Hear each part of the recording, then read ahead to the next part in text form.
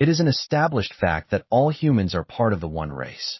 What we call races are actually varieties of the one race of human beings. The Latin name for this race of humans is Homo sapiens sapiens, a rather ridiculous name meaning the wise man. The basic argument for the one race theory is that all human beings are able to interbreed. Different species of animals are not interfertile. This simple application of taxonomic principles to the classification of human beings has never worked well. One major problem is that animals and plants have been categorized based on physical characteristics. Humans are visually similar and identifiable by means of how we look, but this visibility does not translate well into taxonomic categorization. There is nothing about our physical appearance that truly identifies us. We can say a lot about how we look, but it is impossible to list something physical that applies to man. That does not apply to animals. But the more important thing to take away from this is that what we call a race of humans is not appropriate. How can we be a race if we have no definition? It seems that the experts gave up trying to define people in the same way they defined animals. But the effort to define us by our emotional or psychological attributes hits another snag they have no idea exists. Humans could not be defined by our physical attributes because we are not our physical attributes. This would appear to substantiate the claim there is but one race of humans. But it does not. However, the argument appeared plausible enough to try and define us by more subjective traits, such as consciousness, empathy, creativity, resilience, and the pursuit of meaning and purpose. But these are hardly universal qualities, and it does seem to leave children out of the equation. Are children not human? It's bad enough they kill off the unborn as if they were less than seal pups, but excluding children from our definition of what it means to be human appears to be a step too far. Humans will never solve this problem until they submit to the reality created by God. Remember, we were in Eden. We were ejected because we decided to create our own system. This is the tree of the knowledge of good and evil. We ate of its fruits, meaning we took up its logic. There are consequences to creating our own reality. This reality is not true reality. It's a system created by us based on our epistemology. Unfortunately, it is a reality based on the perceptions of spiritual children. If you have seen the movies, The Lord of the Flies, this is basically the situation we are in. We are children trying to play at being adults, and we are way out of our depth. If we cannot understand there is a wrong way to live that produces bad results, it is going to be very difficult to make the leap to understanding there is a wrong way to live only because there is a right way. The wrong is only wrong by comparison to what is right.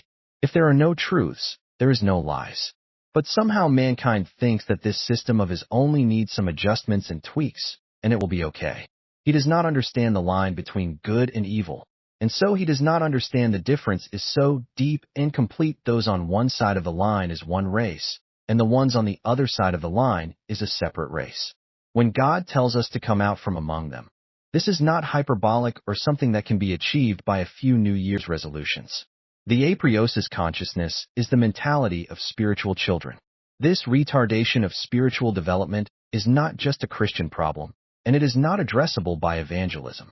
A good sermon will not get us out of this demonic system, or we would be out of it a long time ago. The apriotic system is based on power, the law of the jungle to be exact. Humans have no other choice but to use force. There are no arguments that justify the rule of man. There is no moral doctrine that will make one's opinion more valid than the opinion of other people. And so ultimately authority comes down to who can wield the biggest stick. We call this the law of the jungle, but it is based on the dual doctrine of power. Might makes right, and the end justifies the means. If you cannot enforce the laws, you make your position has no credibility. That is why the centerpiece of every nation is its military and the law enforcement apparatus. The state at its core is its armed forces. The state, no matter how benign, is at its core an armed occupation. It is difficult to understand the present system, the apriotic system, without understanding the concept of spiritual immaturity, meaning the essential childishness of the conventional system. The state is most easily seen as the parent, but it is not a real parent. It is the child's version of a parent, and so it is a disciplinarian. The subject is viewed as a bad child who needs constant punishment when it is not getting bribed, cajoled, or infantilized. The subject is viewed either as a child in distress or a misbehaving bully in dire need of discipline. The child in distress is of course mothered and smothered with care. The state, as a mother figure, is naturally drawn to the distressed child motif. This is especially true of white liberal women who have been sensitized to hear the child's cry of distress and imagine it in the wails of migrants, criminals, and miscreants of all sorts. Any attempt to mitigate the level of care these people receive is met with anger, as if one is trying to steal a bottle from a baby. But none of these people are adults in the spiritual sense. They are physical adults, but spiritually they are children playing roles. Either they play act being adults or play at being children. Neither group understand what it means to be an adult.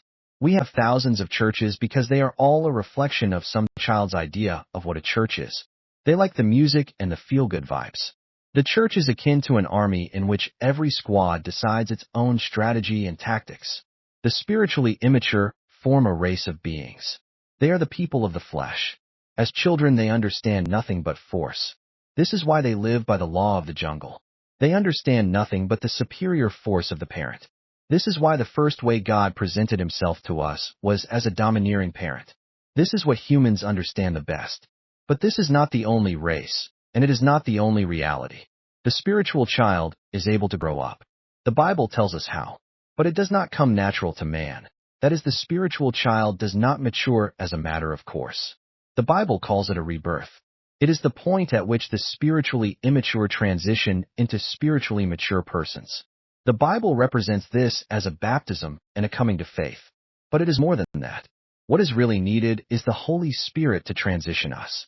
Without this, we remain children playing at being Christians. The division between adult and child is a difference between two races of being. Yet, it is not difficult to discern where the line of division is drawn. A child is dependent. The adult is independent. The church is formed by adults coming together. But we need to come together as adults. Just because children gather in a room or tent or tree house does not make them adults, nor what they are in, a home. So, it is with the church. A building with the spiritually immature can be called a church, but it is a playhouse. The conventional world is a world of spiritual children. One can call them parasites as they are physical adults who live as dependents. They attempt to scam the system in different ways. Sometimes it is from a position of power, as with the state, and sometimes from a position of passivity, as with socialists and identity politics. But for some there comes a time when one looks at the world and realizes someone has to produce the wealth and keep things running. Ultimately, these become the middle class. But to understand these people as an incipient new race, we need to understand what makes a race. A race is a group of persons in a different ecological niche. They live by a different ethos. There are three groups, technically. There are the physically mature, who work by ethos or politics. But there are the physically mature who are spiritually immature, and they live by pathos, or emotion. Then we have the logos who live by logic or moral principles. The logos are the spiritually mature. The ethos is spiritually immature, but mimic what they think it means to be spiritually mature. The pathos live like children and object to the idea they need to grow up. The logos do not live in the world of the flesh. There is a division. We have labeled the world that the spiritually mature live in a priori. It is important to understand the division because children do not get it. They think they are owed a living. Let's assume for a minute the immature is wrong in their judgment. No one is owed anything. This means we are each responsible for our costs. This puts the onus on all of us to ensure those who do the work get paid, as the Bible declares. The Bible says we are known by our fruit. This is the output of our work. But the immature does not work and therefore produce no fruit. They are not known. The spiritually mature work and produce value. This value is the difference between the asset prior to the labor added and after the labor added. The difference is the value added by the worker. This value is his and is represented by the equity his work creates. The world has two substances, assets and equity. The assets of the world belong to God, as all assets were created by God. Mankind works and adds value to these assets. This added value is equity. The person who created the equity through work owns the equity created. This equity is represented by preferred shares. Preferred shares can be quantified and issued as currency in the way conventional fiat currency is issued by banks and the state. Preferred shares, when issued as money, can be contracted to prefers and designated by the symbol ruble. But we have not addressed a fundamental problem. We have noted the physical world belongs to God, not man, for it was created by God. Therefore, no man has a right to claim what God created. Therefore, we ought not be adding value to assets that other people claim to own. They are ethos. They think that the law can transfer assets from the natural world to them. But no one has a right to take assets and claim them nor assign ownership to any agent or agency. The government does not own the physical assets of the nation.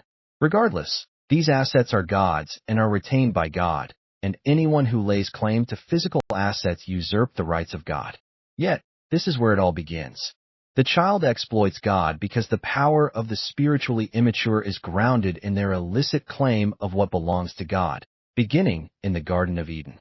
Even if you reject this story, the human being who does not work has no resources other than what he or she can take from God. Your victim might have land, animals, artifacts, or money. If you take it, you steal from God. Even if the claim is made that these things were not rightfully the other person's, it's the old story of two wrong do not make a right. In fact, if a man has a piece of land and improves it, the thief has stolen the improved land, but the land is what has been stolen. And so, the question must be asked, given someone who does not produce anything, what has he and what can he have, without stealing it? This goes even to kings and other governments. What have they which they have not stolen? It's an important question. Thus, we begin to see a line between the two groups emerging. There is one race that is composed of the socially immature. They have a sense of entitlement, so they are inherently parasites. A child can be a dependent of an adult because the adult chooses to care for the child, and the child is naturally unable to sustain itself by its own means. But a physical adult that will not maintain himself or herself is a parasite. However, this means the parasite needs the physical means to exploit others. But they have nothing but their own physical power, unless they can amass enough power to hire others to support their policies. At some point, this person with his or her allies becomes the state. So apoiosis is all about amassing property, so it can be used to leverage more property from them. The more control that we wield, the more property that can be leveraged from those who we control. If we do not do this, we fall prey to the ones who will do this. We are always at risk from those who have more control over more people and property than we do. In the apoiotic system, it's all about who wields the most power, which is measured by who has control over the most property. But none of this property belongs to us. It belongs to God and the power that it represents. The only other option is to pay your own way. This defines you as an adult. If you pay your own way and refuse to pay the costs of others, you achieve social equality. The only possible equality is everyone working and being paid for the work they do, with no one having a claim on anything they did not produce. But how do we get from the system in which the law of the jungle prevails to a moral system in which equality prevails? The solution is an organization called the church, but this is not the church created by the socially immature. The first step is to give everything that is God's back to God. We have no right to the physical world. Then we need an identity, something that will bind us together. The Bible calls this the church. In some ways, it is us as a flock. It is our shared identity before God. This is the new race. The old race was created by God and destroyed by our disobedience. This is the race of the flesh. We need to be a new creation. We need to put off the old man and take on the identity of a new creature before God. This is the new race.